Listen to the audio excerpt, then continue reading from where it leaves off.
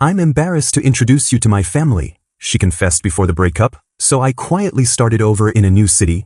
Now she's divorced and desperate, but the man she was ashamed of has moved on."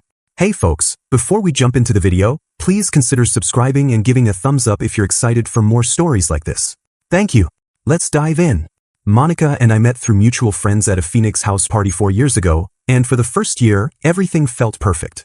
I was working as a bank supervisor, nothing glamorous but steady income and genuine growth potential, while she was pursuing her master's degree in psychology at ASU.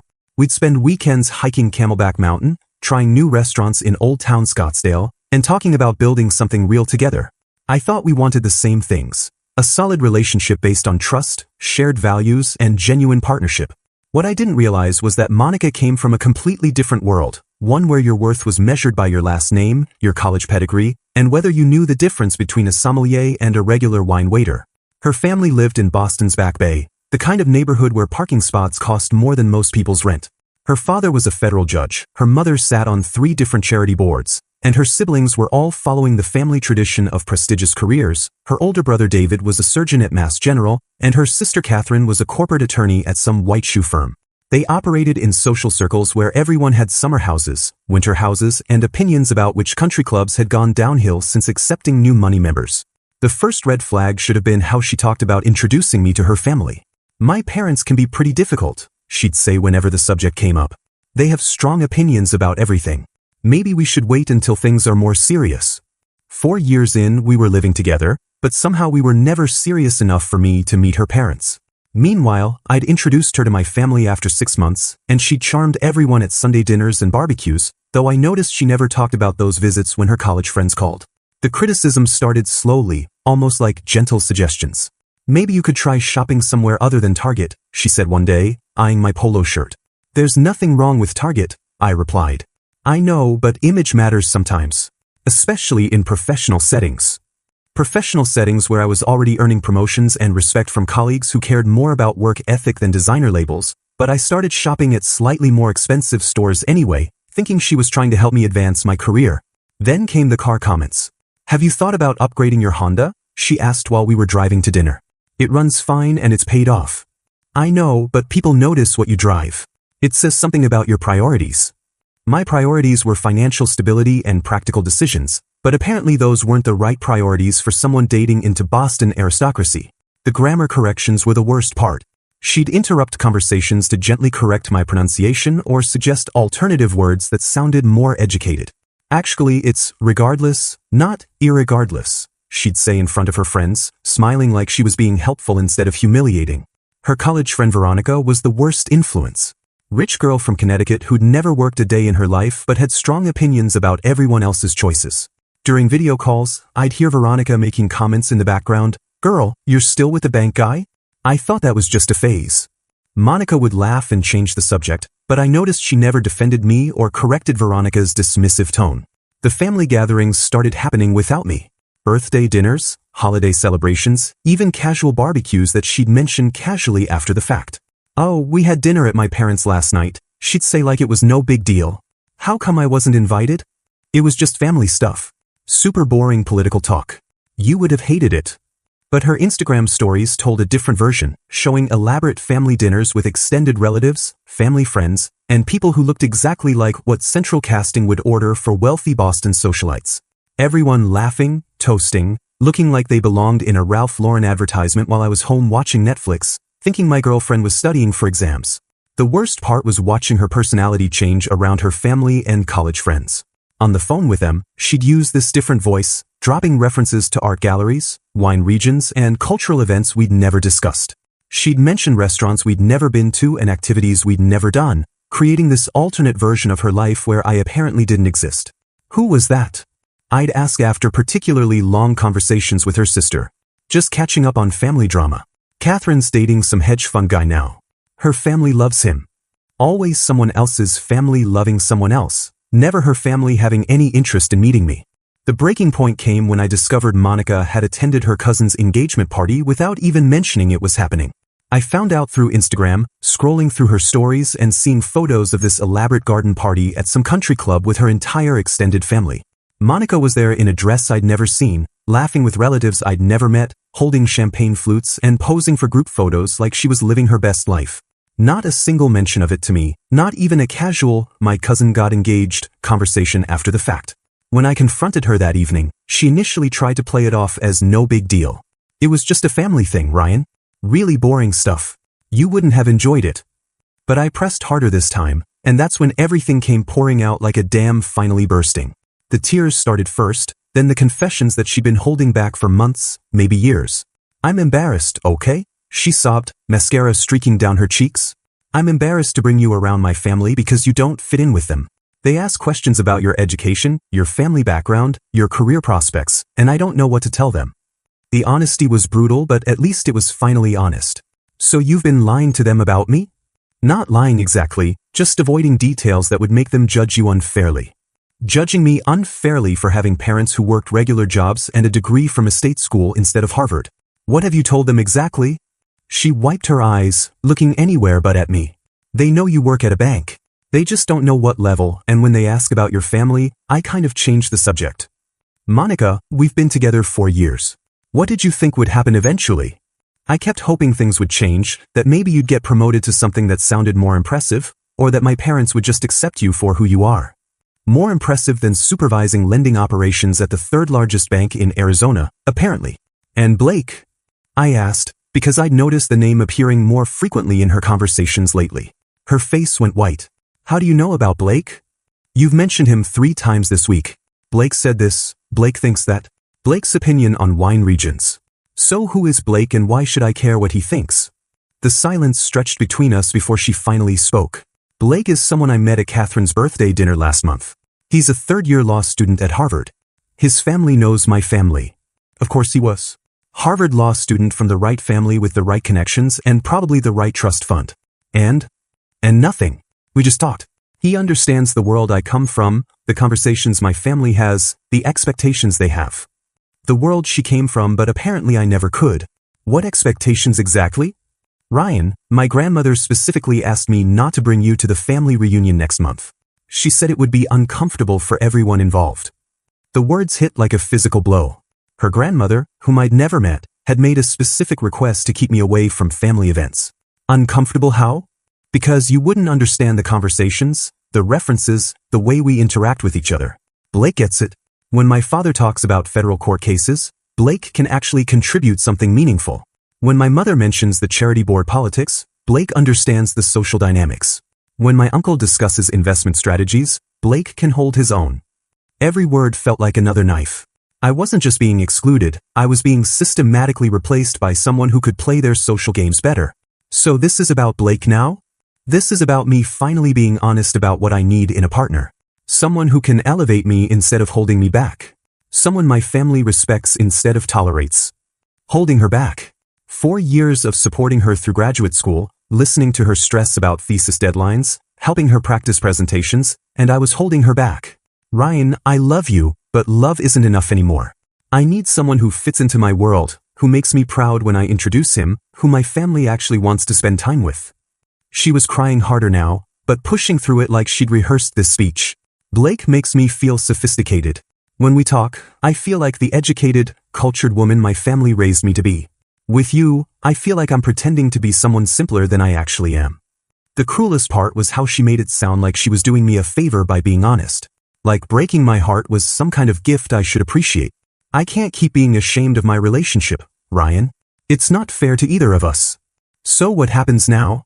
I think we both know what happens now. You deserve someone who isn't embarrassed by you, and I deserve someone who makes me feel proud instead of apologetic. The clinical way she delivered that final blow showed me exactly who I'd been dating for 4 years. Not someone who loved me despite our differences, but someone who'd been tolerating me while waiting for something better to come along. I didn't beg, didn't argue, didn't try to convince her that 4 years should count for something. Instead, I walked to our shared closet and started packing my clothes methodically, the same way I'd organize loan applications at work. "What are you doing?" Monica asked, panic creeping into her voice as she watched me fold shirts into boxes. "I'm giving you what you want," I said calmly.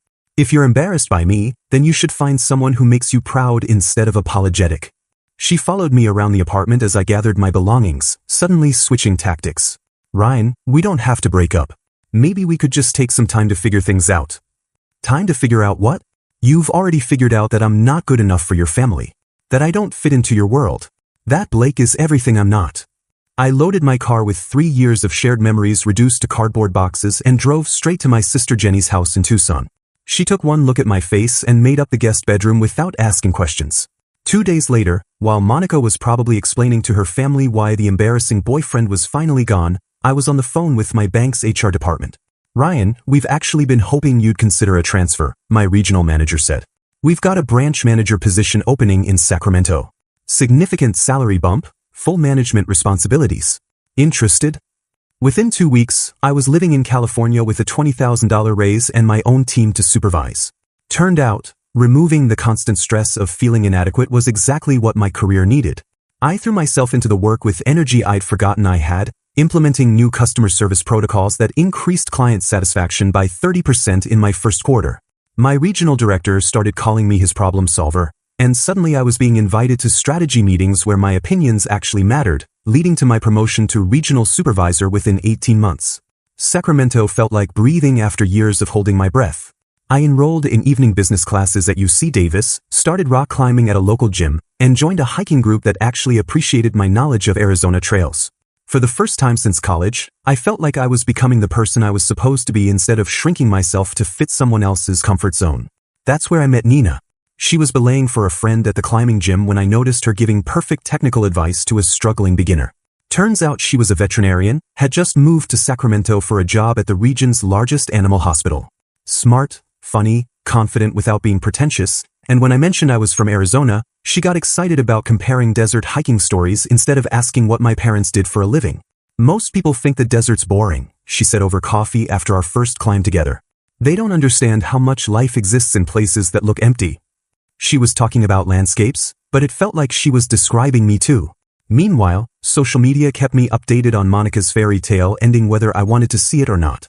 The engagement announcement came 8 months after I left, professional photos at some vineyard with Blake in a perfectly tailored suit and Monica beaming like she'd won the lottery.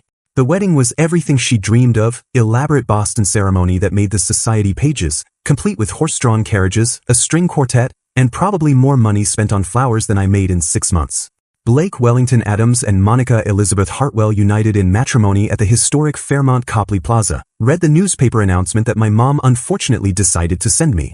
Monica had finally gotten her proper Boston wedding with someone who met all her family's requirements. 2 years later, everything fell apart in the most spectacular way possible.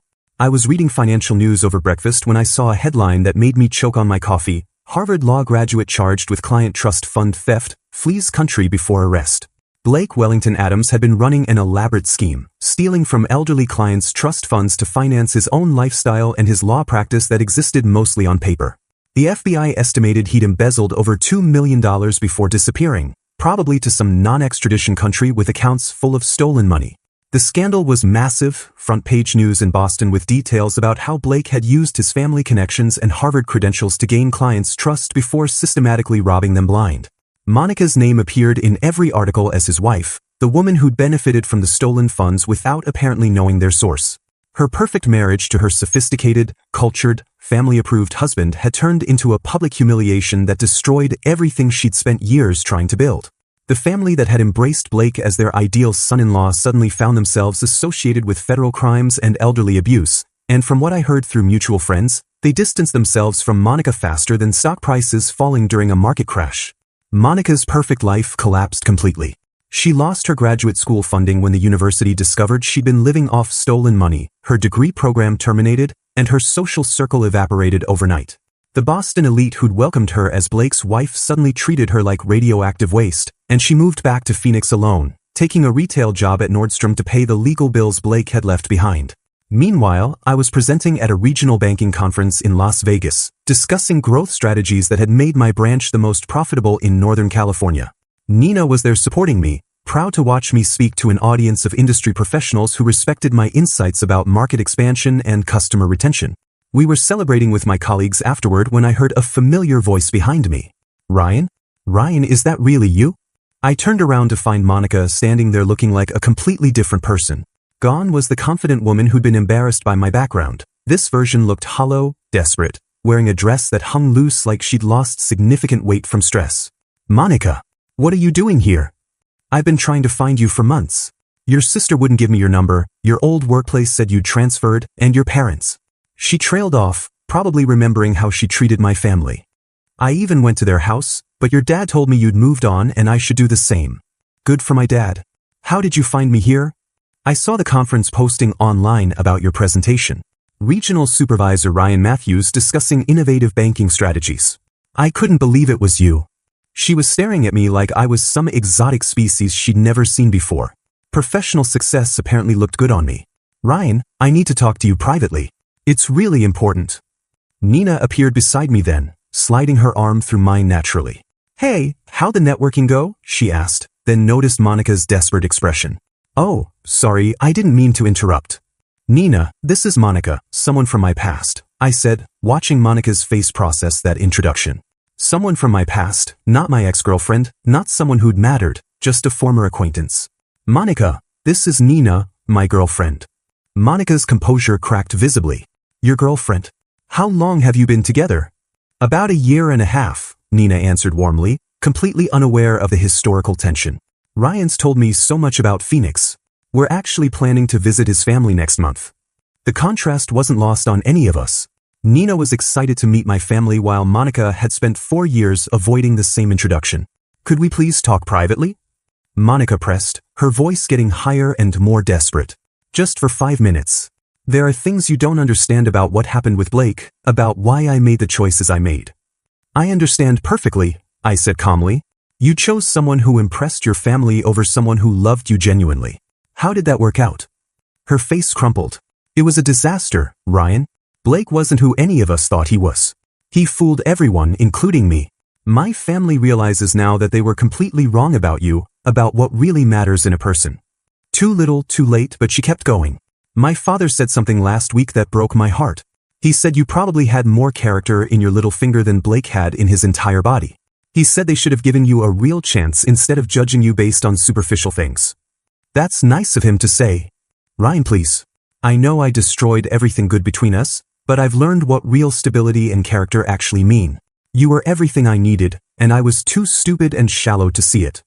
The desperation in her voice was obvious to everyone within earshot. My colleagues were starting to notice the scene she was creating. "I can't stop thinking about the life we could have built together. You're successful now, more successful than Blake ever really was, and I threw it all away for lies and fake prestige." She was crying openly now, not caring who saw. "Monica," I said as gently as I could manage, "the person you were embarrassed by doesn't exist anymore. I'm not the same guy who begged for scraps of respect from your family. I'm not someone who accepts being treated like a backup plan. I know you've changed. I can see it. You're confident now, successful, everything I always knew you could become. We could start over. I could show you how much I've learned, how much I appreciate what we had." Nina squeezed my arms supportively, somehow knowing exactly what I needed without me saying a word. "The man standing here now wouldn't date someone who spent 4 years being ashamed of him," I continued. "I've learned what I'm worth, and it's not someone's consolation prize after their first choice turned out to be a criminal." Monica looked at Nina with pure desperation. "You don't understand our history. What we built together." "I understand that history is exactly where it belongs," Nina replied calmly. "In the past." As we walked away, Monica called after us one last time. "Ryan, you were right about everything. About love, about loyalty, about what really matters. I see that now." I turned back once to look at her standing alone in that hotel lobby, surrounded by successful professionals who were living the life she'd always claimed to want but had never been willing to work for. "I hope you find whatever you're actually looking for, Monica. But it's not me." 3 years later, Nina and I bought a house together in Sacramento. Nice neighborhood, nothing flashy, but it's ours. We're planning our wedding for next spring, and both our families are genuinely excited to celebrate with us. Nina's parents love that I treat their daughter like she's precious, and my parents adore Nina's intelligence and kindness. No one's embarrassed by anyone, no one's compromising their values, and no one's settling for someone they have to apologize for. Sometimes I wonder if Monica ever figured out the difference between status and substance, but honestly, I don't think about her much anymore.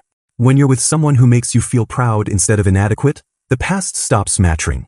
And when someone shows you who they really are through their actions instead of their words, the smartest thing you can do is believe them the first time and build your life accordingly.